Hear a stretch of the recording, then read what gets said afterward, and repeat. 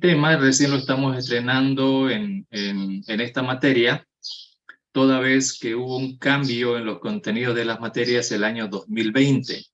El año 2020 se introdujeron los cambios en la materia de introducción. O sea, hay temas que entraron, que se sacaron de la materia de introducción y esos temas quedaron en el examen de ingreso que a partir del 2020 se empezó a tomar. Bueno, de hecho creo que el 20 y el 21 no lo tomaron en cuenta. No, el 20 no lo tomaron en cuenta, debían haberlo hecho, pero no lo hicieron. Y el 21, con el cambio de autoridades, ya se tomó en cuenta.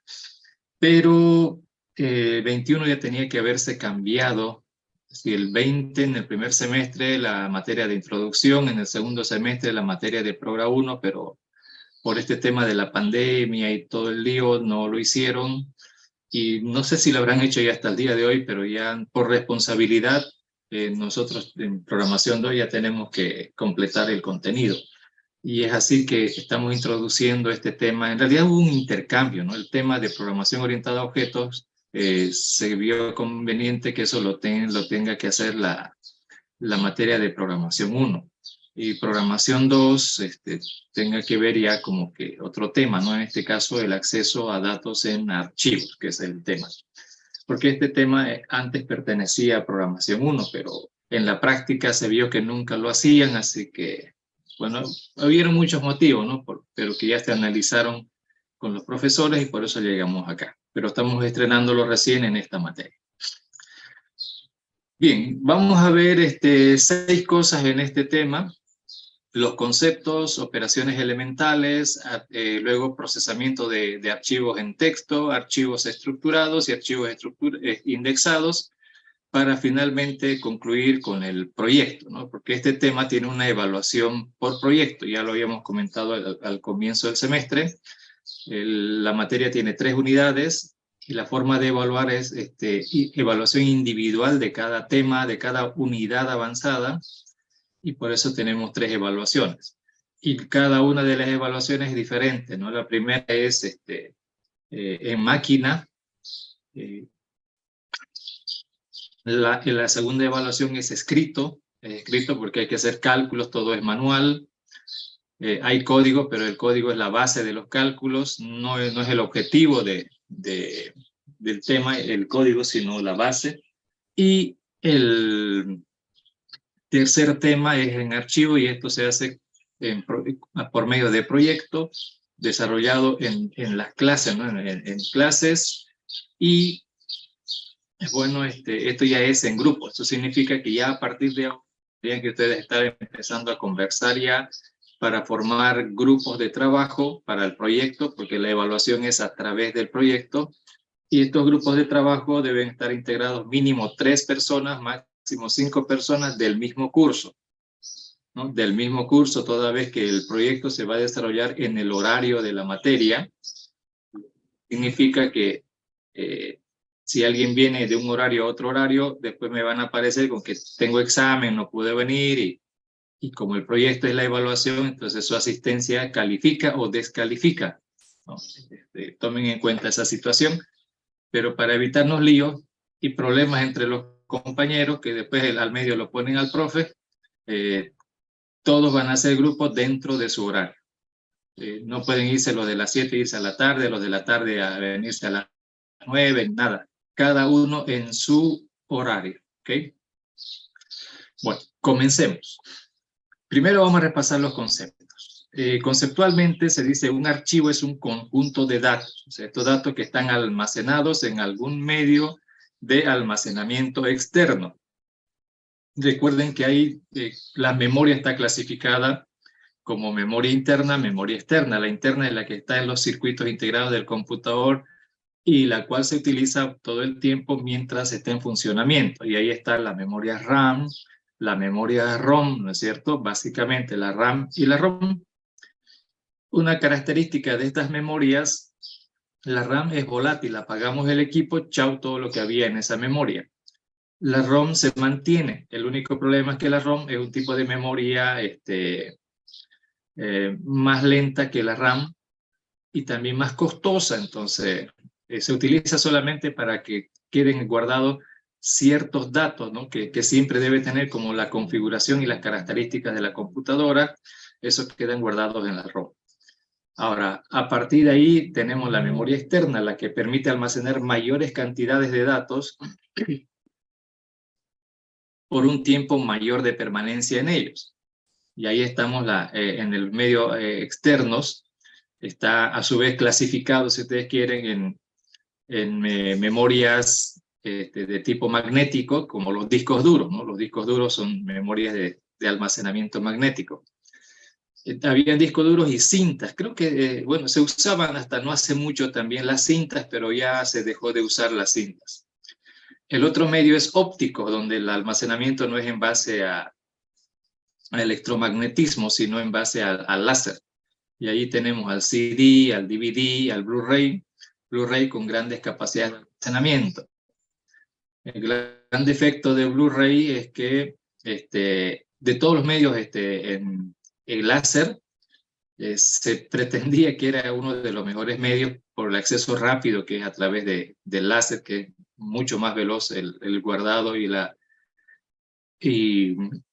reproducción de los datos, pero en la práctica se ha demostrado que es un medio muy complicado para guardar información. Si ustedes han visto películas en DVD, uno mira las películas, pero poco a poco se van rayando esos discos, y en Santa Cruz particularmente con la humedad se llena de moho, los pequeños orificios que tienen son imperceptibles, ¿no? Pero al final de cuentas acaban dañando el medio. Y muy pocas veces usamos esos mecanismos de almacenamiento. Se han estado usando para hacer backup, pero no hay muchas garantías después de un año tratar de recuperar los datos de ahí, no está muy garantizado, se pierde información. No es que se borren los datos, es solo que como la grabación de la información a microperforaciones hechas con láser, esos agujeritos se acaban rellenando con otros elementos. Eso particularmente en los lugares húmedos como el de Santa Cruz. Entonces, ese es el gran problema. Y los costos, ¿no? Porque salieron costositos nomás con respecto a otros medios de almacenamiento. Y el tercero que se está usando bastante es el almacenamiento electrónico, ¿cierto? Inicialmente comenzaron con los flash drives y luego ahora las memorias SD, que se está usando bastante, ¿no? Ya con el hecho de que los sistemas operativos requieren demasiada memoria en disco, o sea, sus programas están muy almacenados en disco y la RAM no es suficiente, todo se hace lento, entonces en ese caso el almacenamiento, especialmente de los archivos del sistema operativo, se están haciendo ahora en memoria SD. Es una tecnología que hoy por hoy está barato en comparación a cuando aparecieron. Y es por eso que ya la mayoría de las computadoras de gama media para arriba están usando, están usando incluso ambas cosas, ¿no? SD y HD. Pero y fíjense que la decisión de usar el uno o el otro, el SD es más caro que el HD. Sin embargo, uno dice, bueno, en vez de comprar 1 tera de HD, me compraré 256 en SD. Y bueno, pues la mayoría no guardamos tanta información, ¿no? Entonces vale nomás la pena esa inversión por tiempo. Y miren cómo lo que aprendimos en el tema anterior, tiempo. Por el tiempo de acceso, yo perdí clases, perdí harto tiempo en las clases del semestre pasado porque estábamos todavía haciendo virtual, o bueno, no virtual, online. La clase era a las 7 y yo empezaba a las 7:30. Unas 3 veces empezaba a las 7:30 y no había mundial. Y eso era porque al levantar mi computadora, yo lo encendía a las 7 menos 5, pero no terminaba de cargar, y hasta media hora me tardó en solamente levantar el sistema operativo y que levantar no es que encendió y entré, ¿no? Ustedes saben que ni bien encendemos, damos nuestra contraseña de acceso y ahí todavía está cargando varios archivos a su memoria principal. Y si los archivos que provienen del HD son del HD, eso tarda harto. El tiempo de acceso a los datos en un medio HD, en un disco duro electromagnético, es muy lento, tarda harto. como les digo, he tardado hasta media hora, unas 3 oportunidades, en que yo no podía hacer nada, tenía que esperar a que termine de cargar, y nada, y nada, y nada, y nada, y nada, y media hora perdida solo en eso. Ya lo cambié a SD y ahora al instante, ¿no? 1 minuto tarda en levantar. Todos los días, no, ya no es que, ya después empezaba a tener que rezar, a ver, ojalá carguen 10 minutos. Y tardaban entre 5 y 10 minutos en el mejor de los casos. Y en el peor de los casos, ya le he dicho, media hora. Y eso estamos hablando de ese medio de almacenamiento, ¿no? El disco magnético. Se va a seguir usando los discos magnéticos porque aún así todavía tienen buena esperanza de vida. Su esperanza de vida y el hecho de que uno puede borrar, escribir, borrar. La cantidad de escrituras y lecturas es casi infinito, podríamos decir. Pero ya se han hecho demostraciones de que su tiempo de vida es de 5 años aproximadamente. Más de 5 años no dura un disco duro. De hecho, la universidad tuvo problemas de ese tipo el año pasado. Se le murieron los discos duros. Como habían comprado casi todos sus discos duros, un CPD como el de la Gabriel debe tener por lo menos unos 20 discos duros en una computadora. Al menos unos 20. De ellos se le fueron fregando uno, luego el otro, luego el otro, luego el otro. Y bueno, casi nos quedamos sin almacenamiento, ¿no? Por poco. Más bien los mecanismos de redundancia y otras técnicas que se utilizan para justamente prevenir esa situación.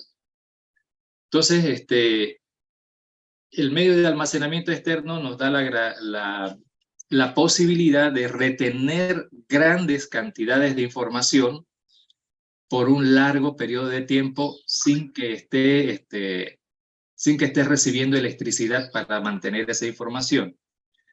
Esa es la gran ventaja del almacenamiento externo, retener grandes cantidades de información por un largo tiempo. La RAM es instantánea. Todo lo que hay ahí se borra y chao. Pero también la RAM es la que interactúa en los programas. O sea, los programas, todo lo que hacen, y ahí escúcheme bien, los programas para procesar datos, esos datos tienen que estar en la RAM. Los tenía almacenados en un disco, ya sea SD o HD, no importa, tiene que ir a la memoria RAM, y de eso se va a tratar esta parte de la materia. El procesamiento se hace en la memoria RAM, nos guste o no nos guste, se hace en la memoria RAM, todo el procesamiento. No podemos hacer un solo algoritmo para procesar datos que no estén en la RAM. ¿El tema es archivos? Claro que sí. Lo que tenemos que ver ahora es cómo hago para que los datos que tengo almacenados en un medio externo pasen a la memoria RAM donde van a ser procesados. Y luego de la memoria RAM donde tengo los datos, ¿cómo hago para vaciarlos a un mecanismo de almacenamiento externo? Esas son básicamente las dos cosas. ¿Cómo recupero la información para procesarla? Y cómo almaceno la información para un procesamiento posterior. Grabar datos y recuperar datos. Y es necesario todo a través del intermediario, es la memoria RAM. ¿Ok? Eso hay que tener en cuenta.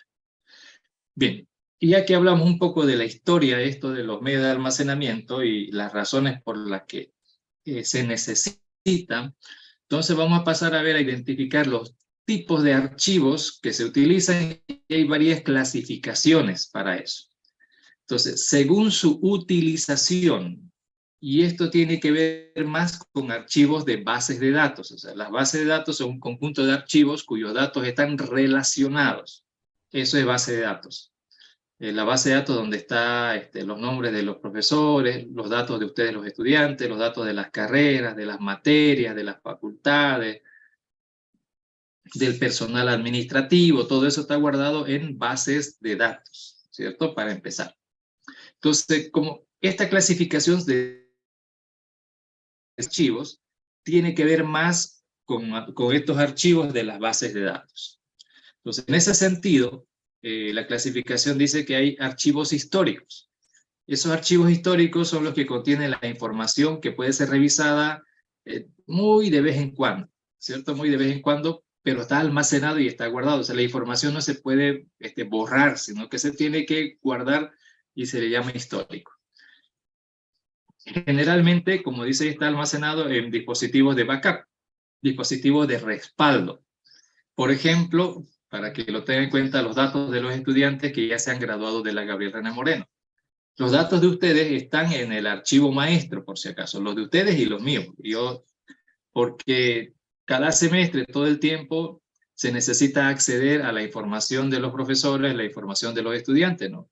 Adiciones, retiro, inscripciones, introducción de notas. O sea, tienen que estar sus datos a la mano. Eso significa, maestro, que están los datos a la mano.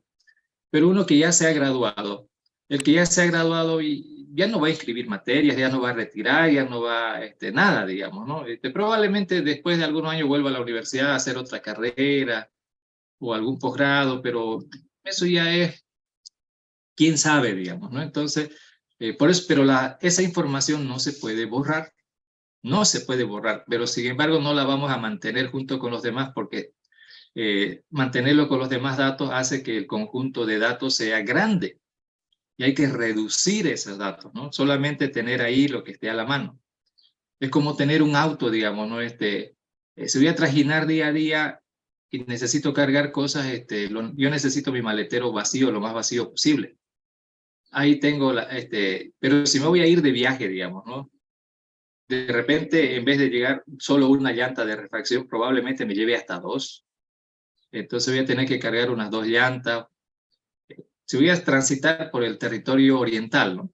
Si fuera a transitar por el territorio occidental, de repente ni necesito, porque ahí está todo puro carreteras bien hechitas, terminadas recientemente.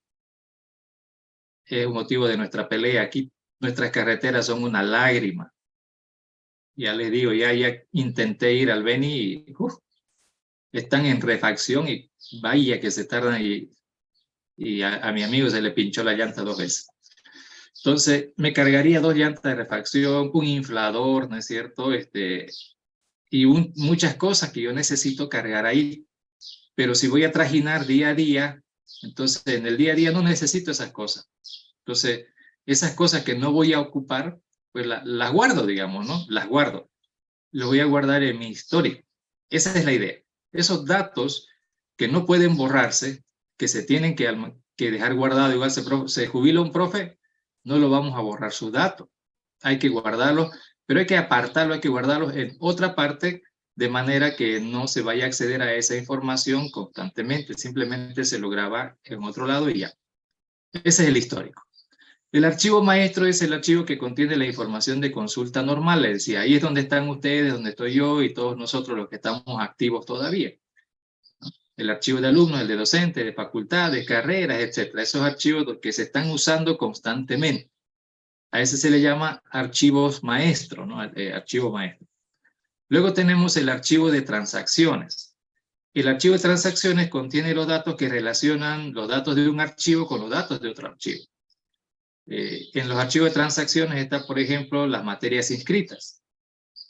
Entonces, en ese archivo se guarda el código del estudiante, la sigla de la materia, el semestre y el año en que esa información se ha generado. Y ahí es donde va a estar las notas también, en ese archivo. Ese es el archivo de transacciones. Es un archivo que guarda solamente, si quieren, códigos y lo referente a una transacción. No vayan a creer que en el archivo donde está guardado su nombre de usted, su código, dirección, teléfono, ahí mismo van guardando qué materia escribió. No, el archivo maestro contiene solamente los datos esenciales de cada objeto, en este caso de cada alumno, de cada profe. Y solo contiene eso y nada más que eso. Entonces, ¿dónde están guardadas las materias que usted inscribió, las que retiró? Incluso cuando uno dice retira, no se borra. Eso también se guarda. Entonces, este archivo de transacciones, sabe, a esta altura del partido ya han hecho administración de empresas, ¿cierto? Entonces, es igual que en administración de empresas, bueno, esa es la materia. Esto es como el libro diario, ¿no es cierto? Ahí donde hay que anotar,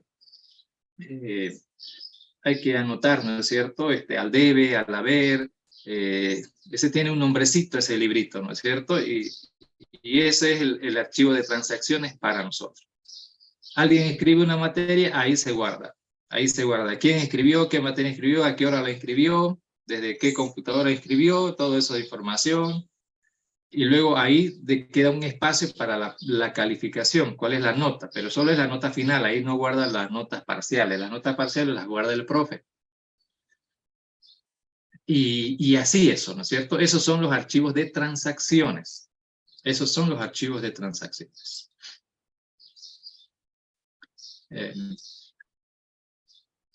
Registros contables se llama, correcto, compañero, registros contables.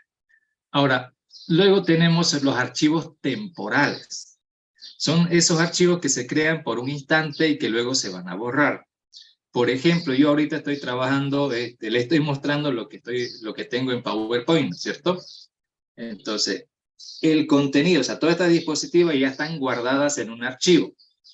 Sin embargo, cuando yo abro el archivo, como lo estoy haciendo en este momento, se crea una copia.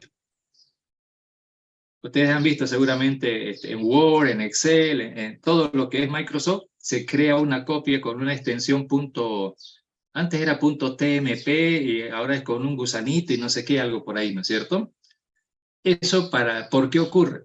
Porque, como dije, esto está guardado en un archivo originalmente, pero cuando yo lo abro, tengo posibilidades de hacer modificaciones. Mientras yo no le dé a guardar, todas las modificaciones están en la memoria RAM, no en el disco. Entonces yo recuperé del disco, ahorita está en la RAM. Está en el disco, sí, y también está en la RAM. Pero cualquier modificación que yo haga está en la RAM. Entonces, la idea es que si yo no le doy a guardar y de repente ahorita se corta la luz, bueno, no me va a pasar nada porque estoy en una portátil, esto funciona con batería. Pero suponiendo, como me pasó el otro día, que a mi gato hizo unos malabares que no me había dado cuenta y el cargador me lo arruinó, me lo quemó mi cargador de batería. En la segunda clase se me apagó la computadora y es porque ya se acabó la batería, bueno. Entonces, igual, aún en una portátil puede ocurrir que se le acabe la batería, no esté enchufada y ¡pum! Se apague la computadora. Y toda esa información que está en la RAM se va a borrar. Entonces, ¿qué es lo que hacen estos programas? Y ustedes seguramente habrán visto esa parte de la configurable que por defecto Microsoft en todo su documento, ya sea Word, Excel, PowerPoint, en cualquiera, tiene un mecanismo de autoguardado cada 10 minutos. O sea, transcurren 10 minutos, si usted no guardó, él lo guarda, pero no lo está guardando en el archivo original que usted creó. Ya pasaron más de 10 minutos, por ejemplo, ¿no es cierto? Y pude haber hecho algunos cambios. Mientras yo no le dé guardar oficialmente, esos cambios se están guardando en el archivo temporal. O sea, cada vez que abre un archivo, se crea un archivo temporal. Cualquier cambio que haga, cada 10 minutos se va a ir guardando en el archivo temporal. Temporal. Si se corta la luz y vuelve después de una hora, digamos, se enciende la computadora, yo cargo de nuevo PowerPoint. ¿Qué va a ocurrir? PowerPoint va a detectar, digamos, que tenía un archivo abierto y él va a intentar abrir, pero el temporal, no el original. Él va a abrir el temporal. O si es posible, abre el original, pero le va a mostrar a un costadito, ¿no es cierto? Normalmente suele ser por Esperen un ratito, vamos a ayudarnos con estas cosas. Suele ser que por esta zona más o menos, ¿no es cierto? Aparece, ¿no es cierto? El archivo, ahí dice, ¿quieres recuperar? Incluso hasta guarda varias versiones de archivos temporales. Para que uno pudiera, dice, ¿quieres recuperarlo del temporal o está bien ese que tiene ahí? Eso me ha pasado muchas veces que estoy trabajando y a veces se cierra, bueno, pasan cosas, ¿no? Y ahí es donde ocurre esa situación del temporal. Entonces, esa es la idea de los temporales, guardar información temporalmente. Luego, si yo le doy grabar, digamos, después de largo tiempo que ha estado grabándose en el temporal, si yo le doy guardar, se crea de nuevo el temporal, pero ya se actualiza el archivo maestro, no el principal. El principal donde estoy trabajando, ese es el maestro. Y el otro es el temporal.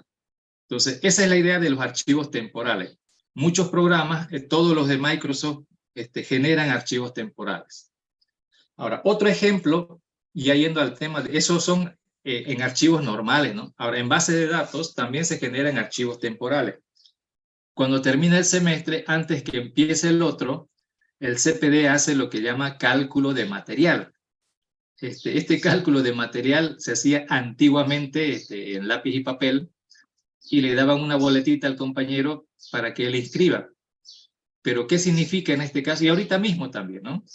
¿Qué significa eso? Fíjense que antes de que empiecen las inscripciones se tiene que generar archivos temporales. Se va a generar un archivo temporal transaccional, donde esté registrado las materias que a usted le toca. O sea, la materia que a usted le toca inscribir en base, obviamente, a los prerequisitos que están definidos en el plan de estudios de su carrera, la computadora hace el cálculo, no deja que el compañero defina, ¿no? Porque si el compañero define, es capaz de que esté inscribiendo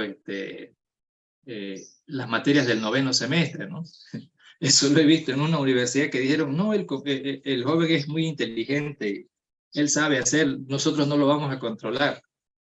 El compañero escribía 5 materias al semestre, aprobaba entre 2 y 3, pero cada semestre, este semestre escribía las 5 del primero, al otro las 5 del segundo, al otro las 5 del tercero, no importa él si se aplazaba o no se aplazaba, igual seguía avanzando.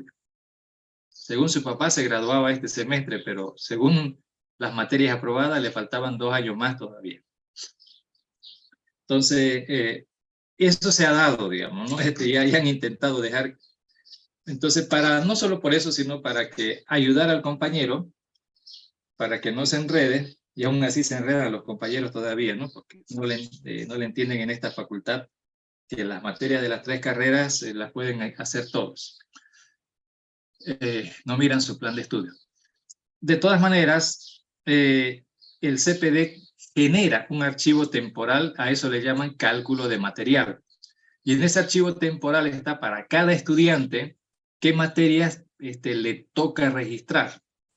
Pero para generar eso ha tenido que correr un algoritmo en el que comienza desde abajo, hace un recorrido sobre el plan de estudios. Comienza con las materias del primer semestre a ver si están vencidas, digamos, ¿no? Al vencer esas materias, ¿qué le habilita? Porque como ellas son prerequisitos de algo, ¿qué cosa habilita? Y luego tiene que ver si esas materias están aprobadas, ¿no? Y luego de cada una de esas, a ver qué habilita más adelante. Es un algoritmo interesante y es recursivo porque se presta para hacerlo recursivo. Es un algoritmo recursivo la generación de las posibles materias que le toca al compañero inscribir. ¿Qué le toca inscribir al compañero? Y eso toma tiempo, imagínense, es recursivo y genera un arbolito, aunque es cortito el árbol, pero genera un arbolito por cada estudiante. Y si son 100.000 estudiantes, son 100.000 arbolitos y eso toma tiempo. Le tomaría bastante tiempo. Eso sí va a ser un poco de demora para ese tipo de cosas. Por eso mismo yo decía, me gustaría ver los algoritmos del INE, porque sí hay probabilidades de que algunas cosas sean demoradas, como en este caso. Va a demorar la generación, puede demorar hoy día entero. De hecho, hasta donde yo sé, lo hacen correr el algoritmo por facultad. Lo corren esta noche para que el cálculo para que el archivo temporal sea generado ya a partir de mañana. Ya mañana estará disponible, o sea, mañana ya pueden inscribir todos los compañeros de esta facultad. Para otra facultad lo calcularemos, ¿por qué en la noche? Porque como demoran harto y consume recursos de cálculo y cómputo, entonces, como han visto, ¿no es cierto? Lo que hicimos cuando hacemos correr ese algoritmo de ese programa, el programa ese se congela, ¿no? Pero bueno, en servidores y bases de datos de otra naturaleza, por eso son otro tipo de sistemas operativos, ahí no se va a colgar el programa, el algoritmo es el que va a estar como congelado porque obviamente está trabajando y mientras tanto puede ir haciendo otras cosas. Pero para que no se note el lag en los demás usuarios, porque es una sola computadora siendo usado por más de 100 usuarios, ese es un servidor. Entonces, ahí se crean los temporales. Una vez que el compañero inscribió, ya se borran los temporales, porque ya está registrado hasta que haya adiciones y otras vuelven a generar, porque ya hay nuevas materias inscritas, tal vez no habrán materias aprobadas, pero va a volver a aparecer, o tal vez sí también, porque si es retiro, tendría que aparecer para ver qué va a retirar, ¿no? Si es adición, tiene que ver qué va a aumentar y saber que ya tiene inscrito, todo eso. Entonces, en ese tipo de situaciones, cuando son de base de datos, o en las otras, cuando son documentos que están susceptibles de que se borren, porque ya les recuerdo, el procesamiento se hace en RAM, no se hace directo en disco, se hace en RAM. Entonces, aún trabajando con disco, igual las cosas están en RAM, para no olvidar. Bueno, y es así entonces los archivos temporales. No solamente se utilizan en base de datos de la forma en que les acabo de explicar, sino también se utilizan en otro tipo de procesamiento de información, estos archivos temporales. De hecho, cuando crean un nuevo documento, ese documento está creado en un archivo temporal. O sea, un archivo temporal igual está almacenado en el disco, pero se está actualizando de tanto en tanto. Ya dependerá del programador. Como dije, en Office, por defecto está programado para 10 minutos. Ya ustedes deciden si lo quieren hacer cada 5 o cada 20 minutos, cada media hora. Yo, por ejemplo, ahorita podría haberle puesto cada hora, digamos, ¿no? Porque no estoy haciendo actualizaciones de este documento, solo estoy visualizándolo nomás. De hecho, hay una versión de PowerPoint que es solo para visualizar, nada más. El único problema de ese es que me deja visualizar en toda la pantalla. Ojalá me dejara visualizar en una parte, ¿no? Porque yo necesito trabajar con pantalla dividida, así que si fuera solo PowerPoint está bien, pero necesito la pantalla dividida. Bueno, hay muchas razones, pero de eso se tratan estos archivos temporales. Van a existir un instante, puede que solo duren un día, puede que dure menos.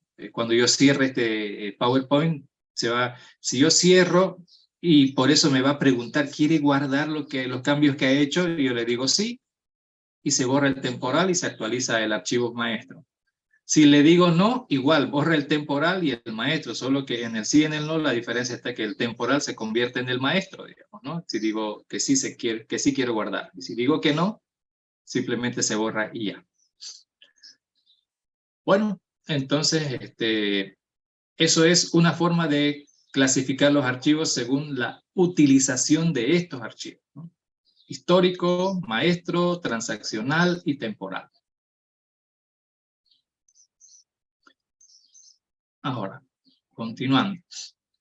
Ahora, según su organización, es decir, cómo están los datos organizados para el acceso que se vaya a tener a ellos. Desde ese punto de vista, está clasificado en 3 tipos, ¿no? Archivos de acceso secuencial, archivos de acceso directo y archivos de acceso indexado. Archivo secuencial, directo e indexado. Entonces, ahora me voy a ayudar con la pizarra.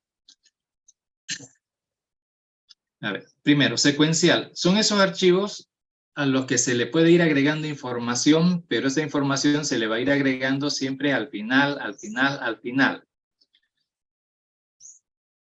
O sea, voy como que avanzando, digamos, siempre voy avanzando, avanzando hacia el final. Un ejemplo de esta clase de archivos son los archivos de texto, los documentos de Word, de Excel, algo así. O sea, siempre le estoy aumentando información y al acceder a esa información lo vamos a hacer de manera secuencial. Secuencial. A ver, para eso yo necesito que entendamos ahora este asunto de los archivos. Aquí, a la izquierda, vámonos por acá, a ver, listo. Entonces, desde el punto de vista únicamente de los archivos, nosotros decimos aquí, tengo un archivo de texto, por ponerlo así. Ahí adentro de ese archivo, así nos lo imaginamos, de repente agarro y guardo, digo, hola, ¿cómo están? Qué sé yo. Algo así. Y yo me lo imagino que está así. Pero resulta que en el disco duro, en el SD, o sea, no importa el mecanismo de almacenamiento que se utilice, la información no está como nosotros lo vemos. Así es como nosotros lo vemos, un rectangulito y ahí está guardado en líneas, para nosotros hay líneas y caracteres y esas cosas, ¿no? Así. Sin embargo, en el disco, la información, ya sea disco duro, SD, no importa el mecanismo de almacenamiento, entonces eso, el disco es un redondito, ¿ya? Es un redondito, la información se guarda en círculos concéntricos. Hay un circulito, otro circulito, claro que están más pegados esos circulitos, ¿no? Yo lo tengo aquí, pero así es como se guarda. Entonces los datos aquí, fíjense, ¿cómo puedo guardar en un redondito cosas que están de esta manera? No hay, o sea, no hay relación. No hay relación. El SD no son circulitos, yo sé, es electrónico, ese sí más parece ese sí es un rectangulito, pero internamente donde se guardan los datos, ahí cambia la cosa. Bueno, este es el medio. Vamos a irnos por el disco duro para hacerlo más evidente la cosa. Pero estos datos de ahí, el hola, ¿cómo están? Realmente, sí, este medio de almacenamiento, si bien se ve así, al final acaba siendo una sola línea. Se acaba mirando toda esa información, bueno, el esquema de acceso al disco lo acaba mostrando como si fuera una sola línea. Y en esa línea se van sembrando los datos. Aquí están este montón de circulitos, saquen el circulito de afuera, estírenlo y se hace una línea, ¿verdad? Luego agarren el circulito de más adentro, estírenlo y lo van pegando una detrás de otra y va a acabar haciéndose una línea larga. Y los datos se van guardando ahí. En este caso, ese hola, ¿cómo están? Se guardaría de esta forma. Obviamente se guarda, y otra cosa, se guarda en binario. Se guarda en binario. Este es texto ASCII, entonces significa que está codificado con el sistema ASCII. No guarda la H, guarda el código ASCII de la H, pero digamos que está guardando la H. Vamos a hacer un poquito de abstracción, vamos a romper una parte de la abstracción. La parte que vamos a romper es el cómo se almacena. En la parte de datos mantengamos la abstracción. Entonces aquí esto se va a guardar la H en un byte, en el byte de al ladito la O, en el byte de al ladito la L, en el de al ladito la A, en el de al ladito el espacio, cuyo código es 32, ¿no es cierto? Luego tenemos la C, la O, la M y la O. Y aquí está la cosa. Algo se tiene que guardar porque el stand está también aquí, en la misma línea. ¿Y cómo puede ser que cuando yo lo abro el archivo, sí se ve el cómo y abajo está el stand? ¿Cómo eso es posible? Eso es posible porque aquí se guarda. Aquí, por ejemplo, en el caso del espacio, no voy a decir que se guarda nada, sí se guarda. Nosotros lo representamos así en dibujito, el espacio en blanco, ¿no es cierto? Código 32 en el ASCII. Entonces, de la misma manera, en lugar, obviamente aquí no guarda un espacio en blanco, va a guardar el código, un código. Yo le voy a poner E tachada. Ese es end of line. End of, conocido también como EOL. End of line. Y prácticamente, así como el código en ASCII, este es 32, el código ASCII del end of line es 10. Ya vamos a ir aprendiendo un poquito más ya. Entonces, obviamente ya les dije, se va a guardar el código ASCII, no se guarda la H, la O, la L, la A. Va a guardar el código ASCII de cada uno de estos caracteres. Y en el caso del espacio, no le va a dejar el espacio, o sea, no hay espacio, o sea, todo es binario. Entonces, en lugar del espacio va a guardar el código ASCII, que es 32. Ese es el código ASCII del espacio.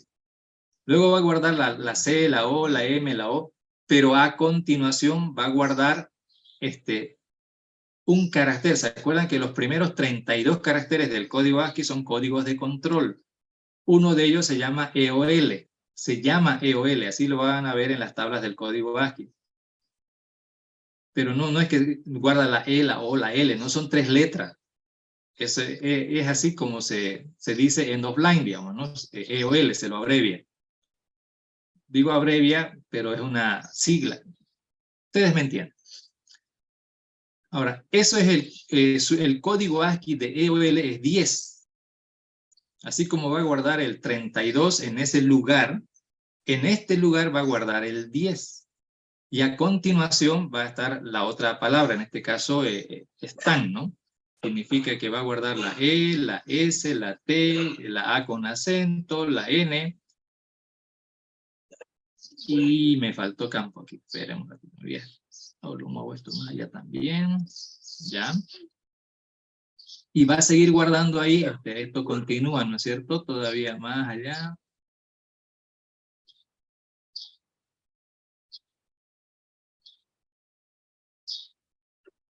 Ahora, aquí va a guardar otra vez, si al crear este archivo puse hola, como, enter, ¿no es cierto? Están enter. De hecho, se lo voy a demostrar ahorita. Esto lo tienen que tener ustedes bien clarísimo. Luego vamos a trabajar nosotros internamente. Este es un programa que me deja crear textos. Voy a grabar. Así, miren, le digo hola, espacio, como, enter. Ese enter que yo le di ahí está guardando un código ahí. No es mágica la cosa. Aquí no hay magia. Ya les he dicho un montón de veces. Magia no existe. Están ahí con su acentito y todo.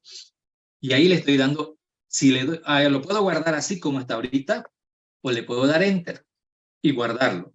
Voy a asumir que le di el enter. Entonces, ¿eso qué significa? Que en este archivo, como le di enter, cada vez que le doy enter, está guardando un código ahí. Esta E tachada, ¿de acuerdo? Esta E tachada es el end of line, así lo voy a marcar, ¿no? Ese es el fin de línea, código ASCII 10. Ahora, aquí está un fin de línea, aquí se ve como línea, pero en el almacenamiento sigue siendo en la misma pista, se sigue guardando la información. No es que le di enter y ya, eso estaba guardándose en la pista de afuera, ahora se va a guardar en la pista de adentro. No puede ser eso no sucede, ¿me entienden? No va a suceder eso, que la línea 1 se guarda arriba y la otra, no va a pasar. Toda esa información se está guardando alrededor del circulito, ¿entienden? Que esta línea representa el circulito, pero ya estirado. Entonces, HOLCOM, fin de línea, están, fin de línea. Y ahorita el cursor está aquí abajo, ¿no es cierto? Y le voy a grabar. No importa si el archivo de texto o lo que sea, si yo le doy a guardar el archivo, aquí me va a guardar otro carácter. Este otro carácter, yo le voy a poner así, Z, Z tachada. Recuerden que esto con su tachadito tiene un significado. ¿Qué es este de acá? Este es el famoso EOF, fin de archivo, end of file. El fin de archivo también tiene un código. También tiene un código, o sea, todos son códigos. Así se llama EOF, igual que el otro se llamaba EOL, ¿no es cierto? Este era el EOL. Este es el EOF. Todos los archivos, pero todos, no importa si es ASCII o no ASCII, tienen esa marca de fin de archivo. Eso se va a guardar ahí. Ahora, ¿por qué se guarda eso ahí? Porque como esta línea continúa más adelante, podríamos estar guardando los datos de otro archivo aquí a continuación, porque hasta aquí se acabó el contenido de este archivo y aquí a continuación voy a seguir, voy a poder usar el espacio que está aquí para otra cosa. ¿Por qué no lo voy a ocupar si aquí dice que se acabó? Entonces, esta marca del EOF es importante. Este es importante porque uno empieza a leer la información y una vez que llegue a ese punto, ahí se acabó. Lo que sea que esté después de eso, no es de este archivo. Es de cualquier otro archivo, pero de este ya no le pertenece a este archivo. Esos datos. ¿Ok? Entonces, si yo le doy guardar, vamos a ver, guardar. Ahorita ya se ha creado un archivo temporal. A ver, eso estaba haciendo mis experimentos ahí. Eso va a ser para el proyecto. Aquí en Trash. Ahí vamos a guardar demo 1 y eso es un archivo TXT. TXT. Guardar. Luego vamos a trabajar con ese archivo. Luego vamos a trabajar. Ahorita es solamente conceptual. Entonces, ahora, cuando decimos acceso secuencial, significa que a esta información, fíjense, esta información está guardada de manera secuencial. Entonces, a la hora de guardar, mientras lo tengo aquí en el bloc de notas, está en la RAM. Lo que está aquí está en la RAM, no está en el disco. Cuando yo le doy guardar, recién se almacenó en el disco, pero igual hay un temporal, por eso apareció un asterisco ahí adelante. Ese era temporal, ahorita ya no está en temporal, está en el permanente, en el maestro. Ahora, aquí en memoria, claro, me voy acá, me puedo ir a cualquier parte, le aumento caracteres, le quito en cualquier parte, pero esto es en la memoria RAM. Lo que están viendo aquí es la memoria RAM. Cuando yo le dé guardar a este archivo, mire, imagínense que yo le aumenté unos espacios por aquí, otros espacios por acá, y le doy guardar. Entonces, ¿qué hace el programa? Este programa, si yo le doy guardar, lo almacena. Ya no me pregunta porque ya sabe qué se llama. Pero esto lo va a guardar de manera secuencial. ¿Qué significa? Va a empezar a... O sea, este archivo lo va a borrar, o lo va a reescribir si ustedes quieren. Entonces va a empezar a escribir HO espacio LA espacio COMO, fin de línea, ES espacio TAN, fin de línea, fin de archivo. Así va a ir guardando. O sea, cada uno de estos, desde el comienzo hasta el final. No es que va a ir ahí, aquí le aumentó, le insertaré algo, no. Esto no es como la clase string que yo le digo insert, ¿no? No hay eso aquí. Por eso se llama secuencial. Lo de la derecha, esto me refiero, el bloc de notas, eso está en la RAM. Entonces, cuando yo le dé a guardar, va a empezar a guardar en este orden. La H, luego la O. Fíjense, desde el primer carácter va a ir guardando del disco. Y sin importar si... Sin importar, ¿me entienden? Si ya lo tenía guardado, no. Va a empezar a guardar desde el primer carácter, de modo secuencial. Y si ustedes se dan cuenta, en el caso del archivo de texto, no hay manera, miren, cuando no quiero, me lo enrecta, y cuando quiero que lo enrecte, no lo hace. Esto es secuencial. Escribo esto, le doy guardar, va a guardar desde el primer carácter secuencial, un carácter detrás de otro, hasta llegar al final. Llegó al final y ya está guardado. Lo abro el archivo. Cuando decimos lo abro, es decir, fíjense ahorita, lo voy a cerrar, ya no está ese archivo ahorita en la RAM, ya está. Como no me pidió nombre ni nada porque ya estaba guardado. Ahora lo voy a abrir. Abrir significa recuperar. Esto está físicamente en el disco, lo voy a recuperar y lo voy a poner en la RAM. Estaba en el disco, ahora está en el del disco y también está en la RAM, está en los dos lados. Pero cualquier cambio, fíjense que los cambios se guardaron, ¿no es cierto?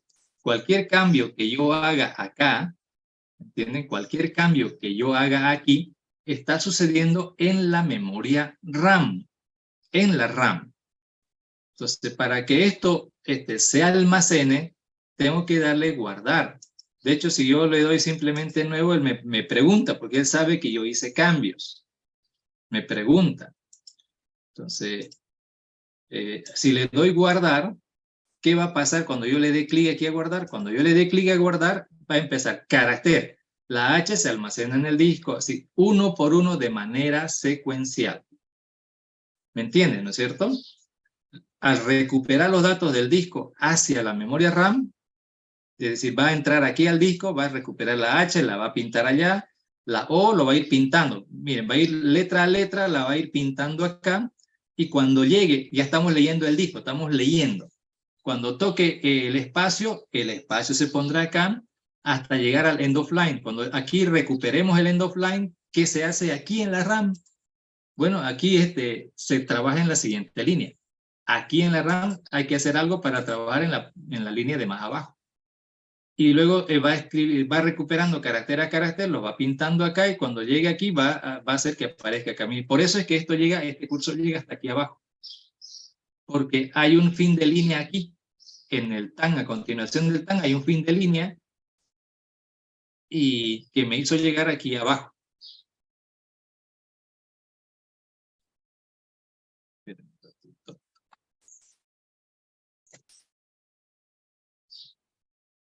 Ahí abajo. Si no hubiera, el fin de línea puede estar acá. ¿Qué significa ahí? Que en lugar del EOL esté directamente el EOF. Esa es la diferencia. No hay EOL, quiere decir que hasta aquí está y no hay un enter, sino que ahí mismo está la marca de fin de archivo.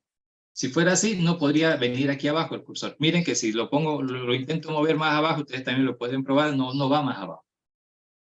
Entonces, leer el archivo es recuperar, miren, del primer al último carácter y pintarlo en la pantalla. Pero primero lo recuperé en la RAM y mientras lo recupero en la RAM, lo pinto en la pantalla. ¿De qué manera he accedido a todos estos caracteres? De manera secuencial, uno a uno, desde el primero hasta el último carácter. Cuando me toque guardar es a la inversa. Empiezo de aquí, tomo la H, lo guardo, lo guardo, lo guardo. Un carácter a continuación de otro lo voy guardando. Uno a continuación del otro. Y si ya había esto, no importa. Lo va a borrar o lo va a sobreescribir, que significa la H, donde aquí, fíjense que en lugar de la L ahora hay un espacio, entonces aquí lo va a borrar esa L y va a reescribir encima de la L un espacio en blanco, un código 32. Aquí donde está la A se va a sobreescribir en ello la L. Donde estaba el espacio, la A. Donde estaba la C, un espacio. Y bueno, va a escribir encima de esos datos. Eso es sobreescribir. Va a escribir encima, pero haciendo un recorrido secuencial, de arriba para abajo y de izquierda a derecha. A eso se le llama archivos de acceso secuencial. Archivos de acceso secuencial. Y un ejemplo de esa clase de archivos son los archivos de texto. Los documentos de Word, los documentos de Excel se guardan igual. Cuando digo secuencial, quiero que tengan en mente a la hora de guardar los datos en el archivo o a la hora de recuperar los datos del archivo se va a hacer así, de manera secuencial, al archivo. ¿Me entiende? Se va a ir guardando uno a continuación del otro o se va a leer primero, luego el siguiente, en el orden en el que están, así se va a hacer el recorrido. Esos son archivos de acceso secuencial. Entendiendo ya cómo trabajan internamente ya los archivos, ¿no es cierto? Para eso. Lo de Word es más de lo mismo, solo que tiene más código. Si esto se va a guardar en negrita, entonces el código de negritas al iniciar, el código de negritas de finalizar, eso lo interpreta el programa, ve el código y entonces lo que va a pintar es la misma letra, pero más gordito, digamos, ¿no? Y así.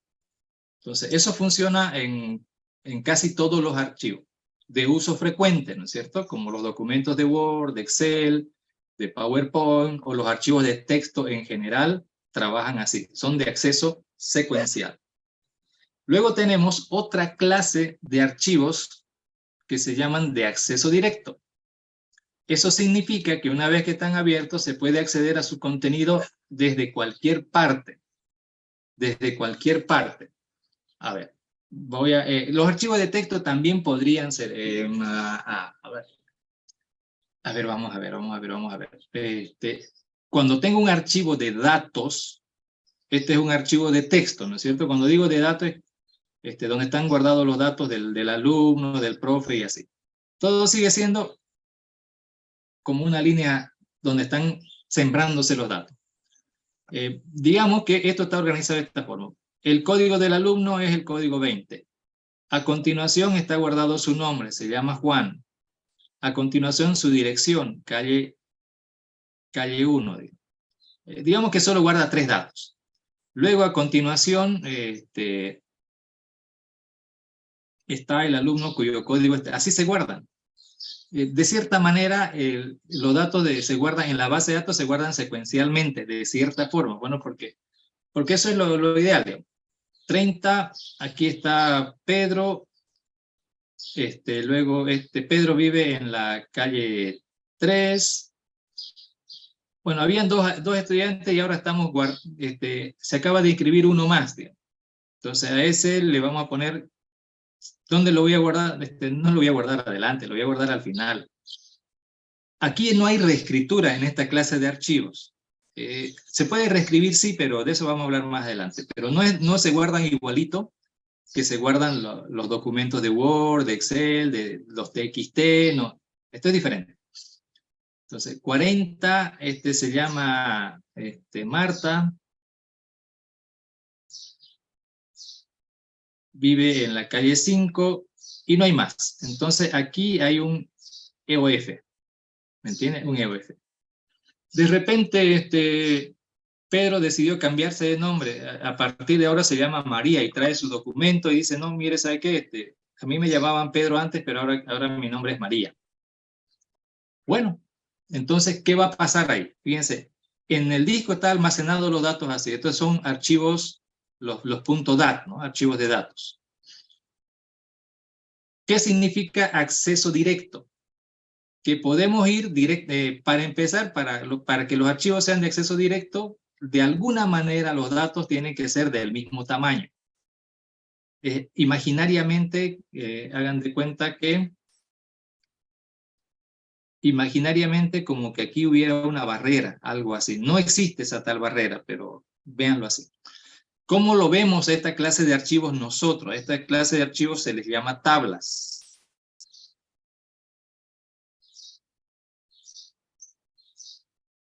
Tablas. Esta tabla, por ejemplo, ¿qué contiene? Aquí dice 20, Juan, calle 1. Se llama tabla porque cada paquetito de información está en una línea. Y todas las líneas son del mismo tamaño. No hay una línea más chica y otra línea más grande. Todas son del mismo tamaño. Aquí está 30. Pedro. Calle 3 era, ¿no? 3. Aquí está 40. Marta. Que vive en la calle 5. Así se ve. Se llama tabla porque este es un rectángulo. Este es un rectángulo y todas las líneas ocupan el mismo tamaño de espacio. ¿Qué significa acceso directo? Como le dije, ahora viene el compañero y trae documentos para actualizar sus datos. Entonces, como cada grupo de información ocupa exactamente el mismo espacio, entonces no hay problema. Se hace un acceso directo, es decir, no es como el caso de texto, ¿no? Que hay que recuperar todo el contenido del archivo a la RAM, se modifica en la RAM y luego se vacía todo. Ahí es el todo o todo. Se lee todo, se vacía todo. Todo. En esta otra clase de archivos, miren, en la base de datos hay 100.000 estudiantes ahorita. Y los que estuvieron antes, los que ya se graduaron desde hace 50 años atrás, bueno, eso están en el histórico, pero no todos están en el histórico, ¿no? Hay todavía varios que están vigentes. Entonces, ¿cómo hago? O sea, no voy a leer todos esos 100.000 registros. Miren, 100.000 registros es harta memoria RAM. No alcanza para guardar tantos datos en la RAM, porque tampoco son estos 3 datitos, son más. Su carnet de identidad, la dirección nomás ocupa harto espacio, el nombre, los que son texto, le han definido creo que 40 caracteres. Fíjense, estas cadenas no son cadenas infinitas, son cadenas limitadas. Esto va a ocupar 40 espacios en la base de datos de la U, esto es 40 caracteres. Si el nombre es suyo, de hecho me acuerdo que cuando yo me inscribí, esta cadena era de 30 caracteres. Y mi nombre no entraba en 30 caracteres. Después de un tiempo, no fue por mí, ¿no? Más compañeros como yo tenían nombres de más de 30 caracteres. Lo ampliaron a 40. Al día de hoy los 40 no alcanza. Hay compañeritos cuyo nombre está llegando a los 50 caracteres. Entonces yo creo que va a meritar otra actualización ahí.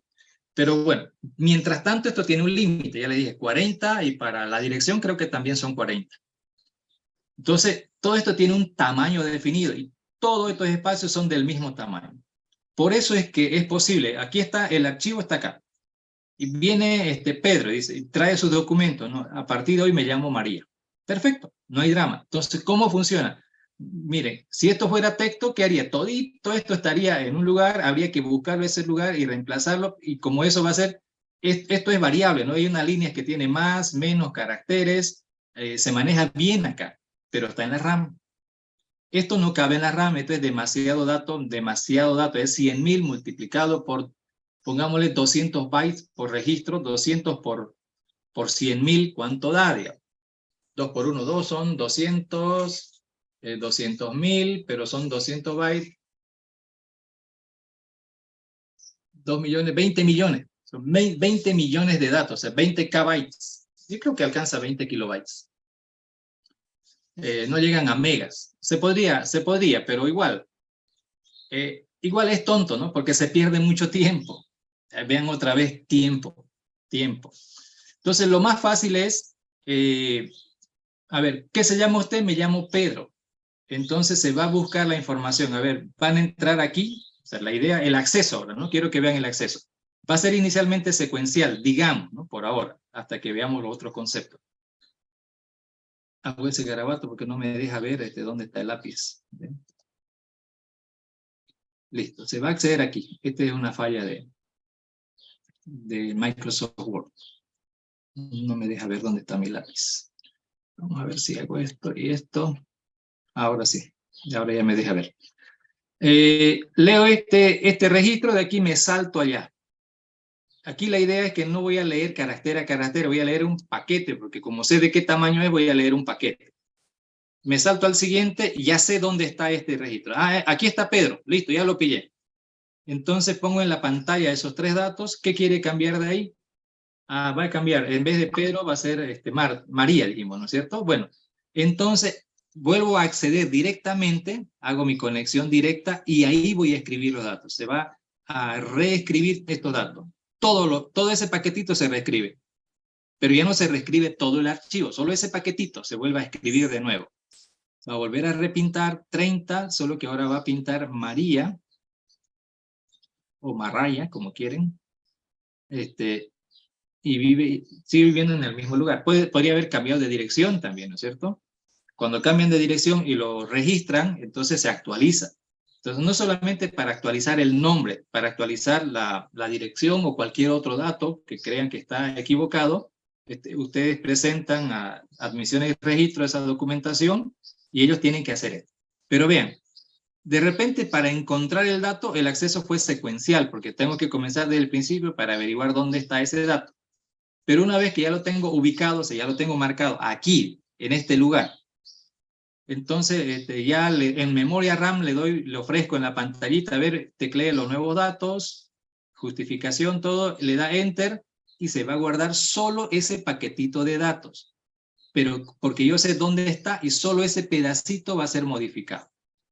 A eso se le llama acceso directo, o sea, se puede ir directamente a ese lugar. ¿Se dan cuenta?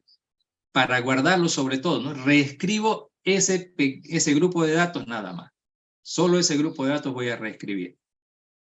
A diferencia de este otro, lo tengo que escribir todito, ¿no? Secuencialmente, uno detrás de otro. Aquí no. Voy a escribir secuencialmente, sí, todos estos datos, sí. Bueno, eso lo va a hacer el lenguaje de programación.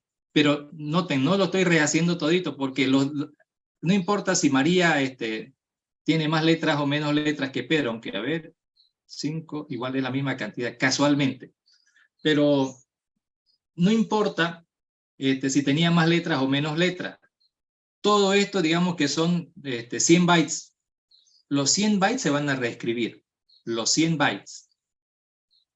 Si dentro de esos 100 la dirección es más larga, más corta, el nombre es más largo, más corto, no importa, sigue ocupando 100 bytes. Entonces, los demás datos no se van a desplazar. No ocurre como acá, le aumenté un espacio entre la O y la L, ¿no es cierto? Eso significa que a la hora de guardar se va a desplazar. No hay manera de que meta el espacio y que todo lo demás se mueva mágicamente. No va a pasar. Como que estén en el cine toditos sentaditos, viene uno, yo quiero meterme acá, ¿no? Tendría que sentarse en el apoyabrazo de estos dos, ¿no? No, tiene que meterse en el asiento. Si se mete en ese asiento, los demás no se desplazan mágicamente. O lo bota a la L, eso es lo que va a ocurrir aquí, lo va a reemplazar. Pero el reemplazar no desplaza aquí. el meter ese espacio acá implicaría desplazar, pero esto no es fácil. Ni siquiera en vectores ocurre eso, ¿no es cierto? ¿Qué hacemos en vectores? Todito, de ahí para allá, digamos. De ahí para allá hacemos las cosas. Pero no se da. Aquí ya me da la opción. No tiene que moverse todos los demás. Solo lo que está ahí en ese espacio se reescribe porque no necesita que el resto se mueva. Con solo yo saber dónde está ese dato, ahí afecto ese espacio y nada más. Eso se llama acceso directo. Se puede ir directamente ahí, directamente a cada inicio de paquete de información. Puedo ir directo a ese lugar. A eso se llama acceso directo. Acceso directo a cualquier parte. Yo le ponía aquí archivos de música, de video. ¿Por qué? Porque si abro un video, ¿no es cierto? Ya está abierto y por ejemplo, cada mes yo suelo ver en YouTube para que me digan Netflix, cuál es la programación de Netflix, cuándo van a estrenar películas, series, no sé, y demás, ¿no es cierto? Y esos señores le ponen, dice, en el minuto tanto hablamos de cine. Primero vamos a hablar de series. En el minuto, si a usted no le interesan las series, yo me gusta ver cine los fines de semana. Entonces, las series ya no me interesan. Me voy directo a las películas. Como me dicen en qué minuto, entonces yo agarro el desplazador, ¿no es cierto? Y lo pongo a ese minuto que me dicen y listo. Y empiezo a ver la parte que me interesa. Y eso hacemos en video, ¿no es cierto? Lo ponen al punto donde a ustedes les interese. Eso es acceso directo. Van a ir directamente a ese lugar, aunque es más para lectura, no para grabar. Acceso directo. Al final, todos los archivos se trabajan en secuencial y también se trabajan en directo. Al final es una combinación, no es puro al 100%, pero el directo se refiere a eso, ¿no? Vamos a decir, el archivo es de acceso directo porque me permite ir a cualquier parte del archivo. Al final, nosotros le tenemos que decir al sistema operativo, aquí voy a acceder de manera secuencial, aquí voy a acceder de manera directa, uno decide. Entonces, secuencial ya saben qué implica y directo ya saben qué implica, que puedo ir a un punto específico. Ahora, si yo sé dónde es este punto, ¿no es cierto? Si sé que cada bloque de datos son de 100 bytes, entonces este está en la posición 0, este está en la 100, 200, 300 y así sucesivamente. De 100 en 100 están estos paquetitos. Si yo sé que son de 100 en 100, entonces pongo un contador, accedo a la posición 0, es posición relativa. Luego más 100 y accedo a la posición 100, estoy al inicio del otro paquetito, más 100 y estoy en el inicio del otro paquetito, puedo ir saltando de 100 en 100. Y lo mismo, ya salté aquí, puedo regresar acá, puedo ir a cualquier parte, eso es acceso directo, puedo ir a cualquier parte, adelante, atrás, al medio, a donde quiera, siempre y cuando yo sepa a dónde tengo que ir, la posición a donde necesito ir. Ese es acceso directo. Ahora, acceso indexado. Indexado significa que yo voy a llegar, y esto es lo que ocurre ya con las bases de datos. Con las bases de datos ocurre eso. Indexado significa que voy a acceder a la información a través de índices. Y eso es lo que ocurre ya en la práctica con base de datos. Esto es el archivo de alumnos.dat, digamos, ¿no es cierto? Alumnos.dat.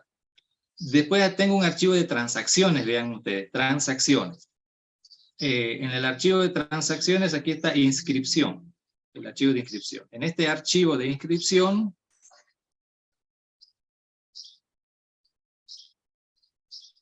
ahí lo que se va a guardar aquí, a ver, el alumno cuyo código es 20,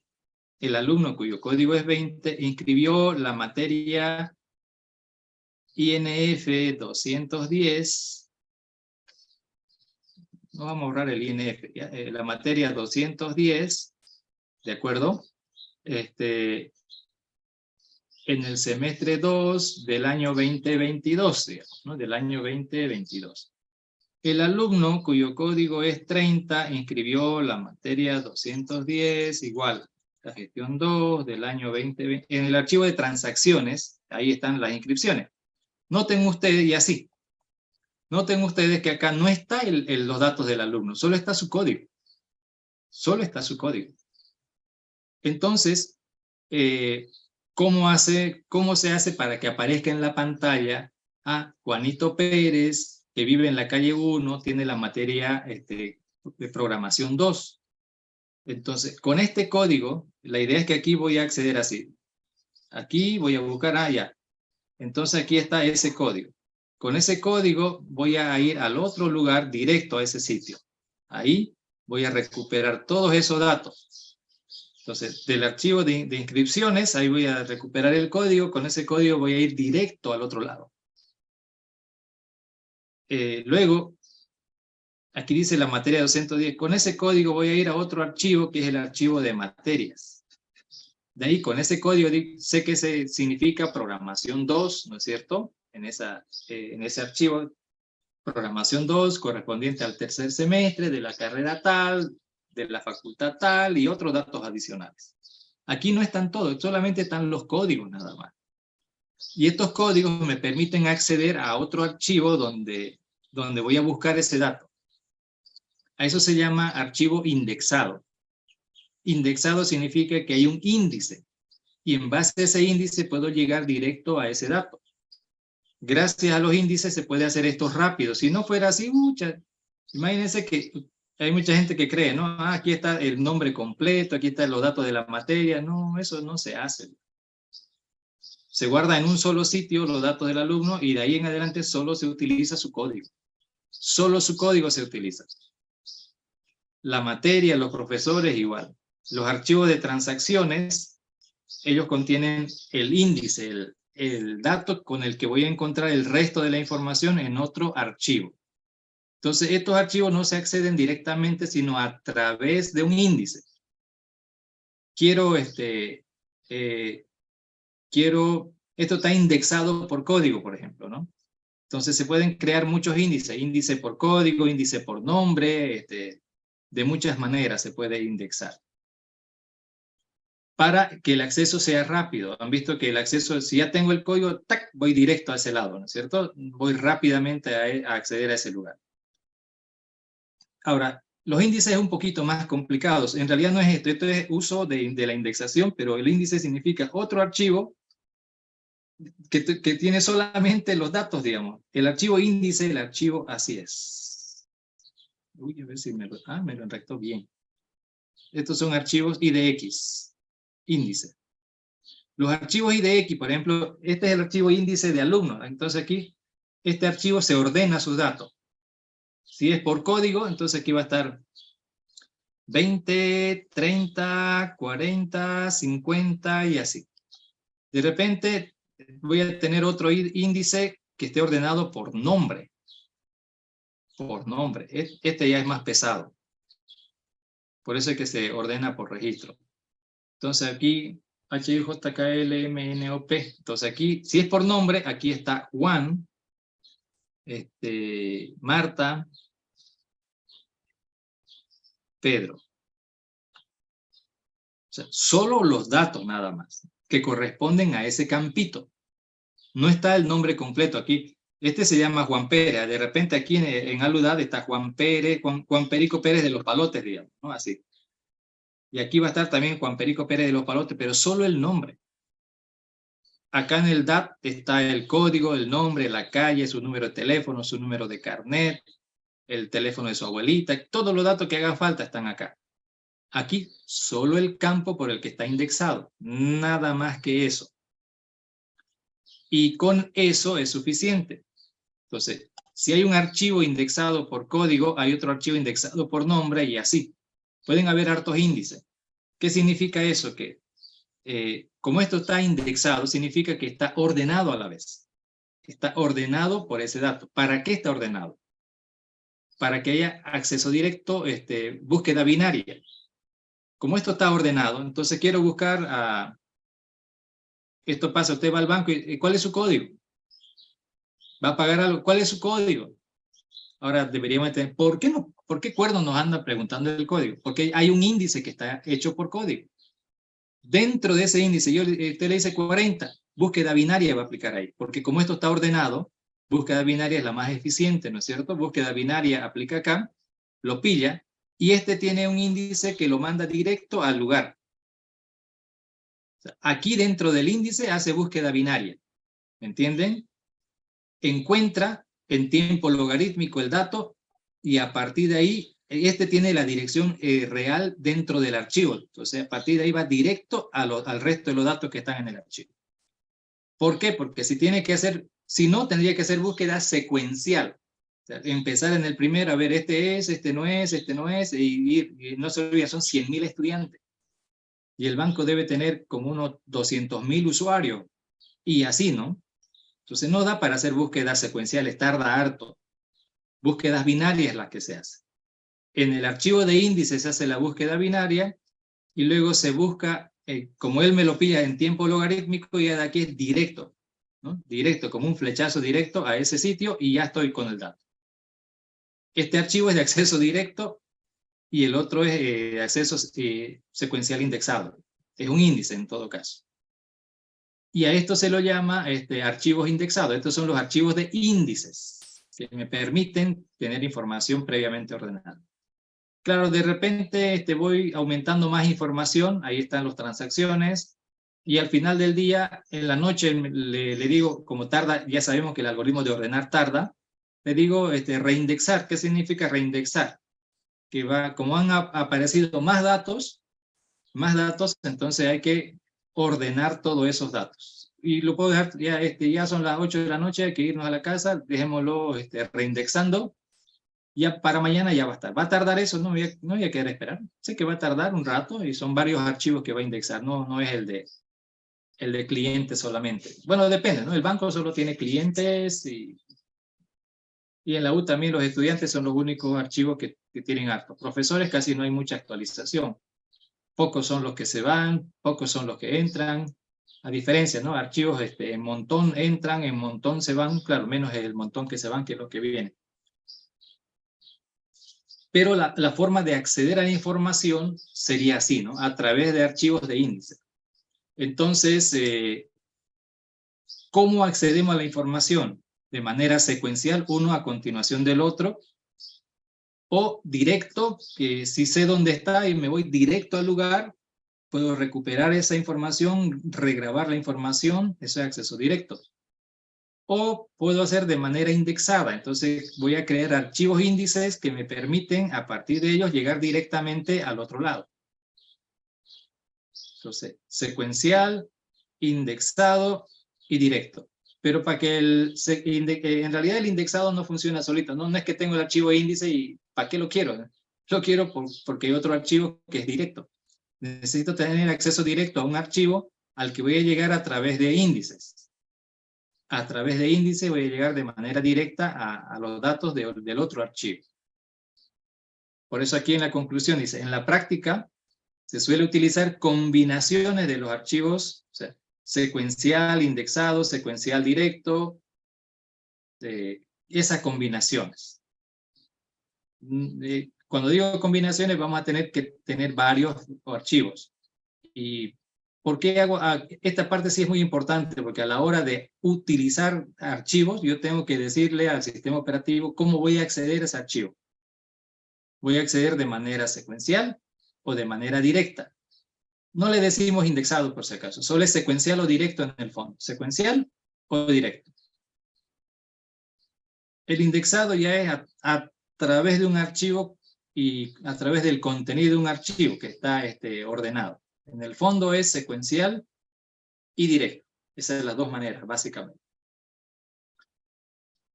La otra clasificación, y con esto terminamos el tema de hoy. Según su contenido, los archivos pueden ser de texto, estructurado, formateado y binario. Y en el fondo, nosotros vamos a trabajar con texto y binario, de las dos maneras. Texto y binario. Texto significa que su contenido es estrictamente texto. Y está codificado ya sea en ASCII o en Unicode. Ya sabemos nosotros que hay esos dos métodos. Los archivos que nosotros manejamos son de ASCII, de tipo ASCII, porque Unicode ocupa el doble de espacio. Y además nosotros, como hablamos español, nuestros caracteres están tranquilamente en el ASCII. Entonces nosotros usamos archivo ASCII. Entonces, decimos que va a guardar la H, la O, aunque sabemos que eso se guarda guarda el código, no guarda el carácter. No se guarda el símbolo, se guarda el código de ese símbolo. Eso lo sabemos. Y binario significa que se va a guardar en binario. En la práctica todo se guarda en binario. Pero para nosotros vamos a decir texto porque puedo leerlo letra a letra. Dejo que el compilador haga la traducción del binario a texto y yo puedo leer las letras. Y binario porque ya no le dejo al compilador que haga la traducción, yo lo recupero byte a byte, o de a 2 bytes, o de a 3, ya yo decido de a cuántos bytes voy a recuperar, y yo lo voy a interpretar. Entonces, cualquier archivo, no importa el archivo que sea, lo puedo recuperar como texto, ahí sí. Solo los archivos TXT los voy a leer bien. Los demás me va a salir cualquier garabato, pero lo puedo acceder como texto. Pero al contrario, todos los archivos independientes, si es texto o no texto, lo puedo leer en binario. Y yo quiero interpretarlo como texto, entonces agarro un byte, lo traduzco y lo traducimos, ¿no? de binario en base a código ASCII al carácter y reproducimos el carácter. Entonces aquí puedo leer un archivo de texto en formato binario, sí, y lo puedo reconstruir. Y cualquier otra cosa, un doc también, pero tendría que yo saber el formato de doc para reconstruirlo. Eso ya no va a ser fácil. Los IDX, los DAT también, todo lo puedo leer en binario, porque todo está guardado en binario. Ahora, si lo logro interpretar, esa ya es otra historia. Bien, aparte de estos dos formatos, están el estructurado y el formateado. Estructurado quiere decir que su contenido está estructurado en registros. Estos son archivos que se conocen también como tablas, porque está así. Es esto de que estos son archivos estructurados. ¿Qué significa? Que cada paquetito se guarda en paquetitos de datos. Un paquetito a continuación de otro. Pero cada paquetito tiene el mismo tamaño y la misma estructura. Aquí hay código, nombre, dirección. El otro tiene código, nombre, dirección y el otro paquetito lo mismo. Esos son estructuras. Está estructurado. Los archivos de datos son archivos estructurados. El otro es un archivo formateado. ¿Qué significa? Que el formato del contenido del documento está embebido dentro del documento. El caso de los doc, de los XLX, de los BMP, JPG. Ahí están los datos adentro del archivo, así como un paquetito de números ahí. Pero cada numerito es el código de una acción. Por ejemplo, este archivo así como está, ¿se puede guardar como texto? ¿Texto puro? No. El siguiente nivel de texto es el RTF, Rich Text File. El RTF permite guardar así, negritas y no negritas. Quiere decir que se guarda un código antes de la letra F aquí, de binario. Antes de B hay un código que se guarda y cuando estamos leyendo vemos ese código, así como leemos el código de end of line, ¿no es cierto? Podemos ver el código que le hayamos asignado a negrita. En el caso de WhatsApp es un asterisco, ¿no? Ve un asterisco y empieza a pintarlo así en negrita. Y se finaliza con otro asterisco en WhatsApp. Ustedes me entienden perfecto. En WhatsApp lo usamos todo el tiempo eso. Eso es formateado. Y WhatsApp tiene varios códigos para formatear. WhatsApp es el mejor ejemplo ahorita para que me entiendan bien. Entonces, es texto, ¿no? La base es texto, pero tiene un formatito básico para hacer negritas, para hacer cursivas. ¿Para qué más hay formato? A ver, ustedes que son capos en WhatsApp. Para negritas, cursivas, ¿para qué más hay una combinacioncita?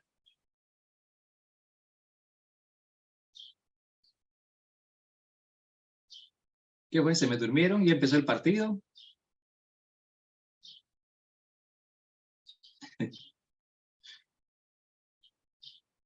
Vaya, yo creí que ustedes eran los whatsapperos por excelencia. Que sabían todo lo de WhatsApp. Tachado, eso, exacto, tachado, me había olvidado de eso. Ay, ¿no es cierto? Esos son archivos formateados, es decir, dentro de los datos que están guardados hay ciertos caracteres, en el caso de WhatsApp está en base a texto, por si acaso, es TXT, puro. Y los códigos que guarda es básicamente eso. Claro que hay una regla, ¿no?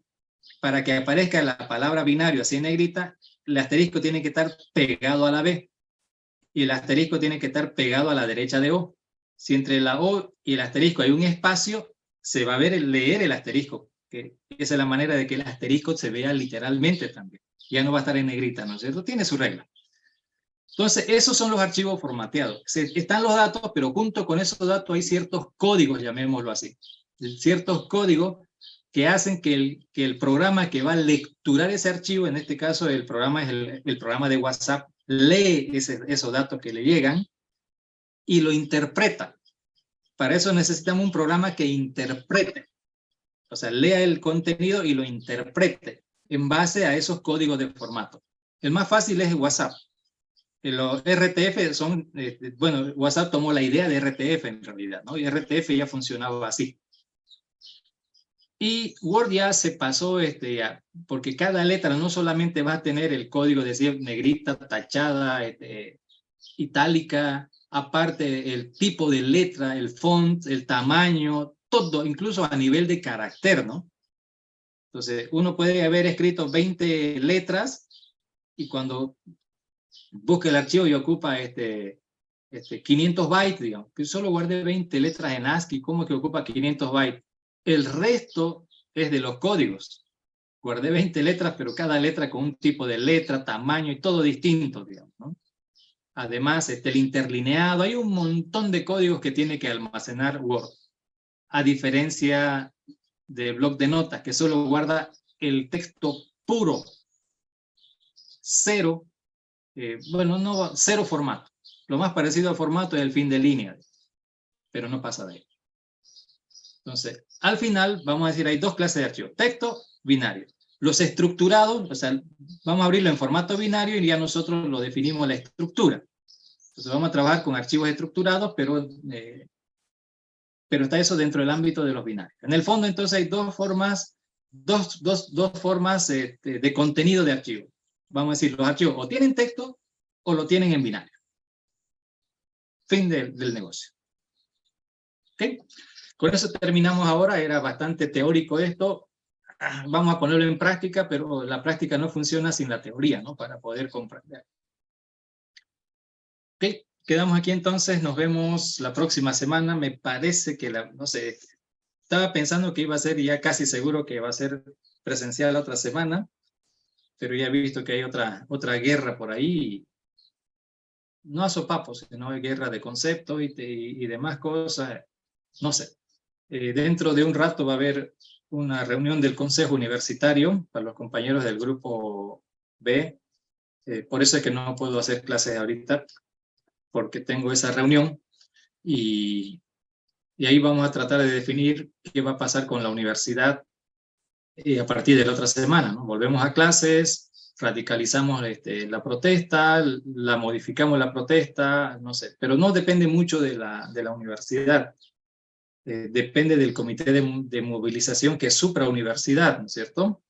Es más complejo el tema, pero como universidad por lo menos estamos tratando de plantear cómo se va a reiniciar todas las actividades. La idea es tenerlo listo, ¿no? No sabemos cuándo vamos a volver a clase, pero tener listo de qué va a pasar. Entonces, ni bien volvamos a clase, ya tendríamos la idea casi de inmediato de cuándo van a ser los retiros, cuándo va a haber adiciones, cuándo va a haber, hasta cuándo va a ser el semestre y todo ese tipo de cositas. Eso se tiene que discutir internamente, ¿no? ¿Qué va a pasar?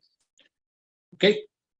Quedamos entonces aquí, nos vemos la otra semana. Les comunicaré, yo creo que si hay resultados los voy a comunicar en el transcurso de la tarde.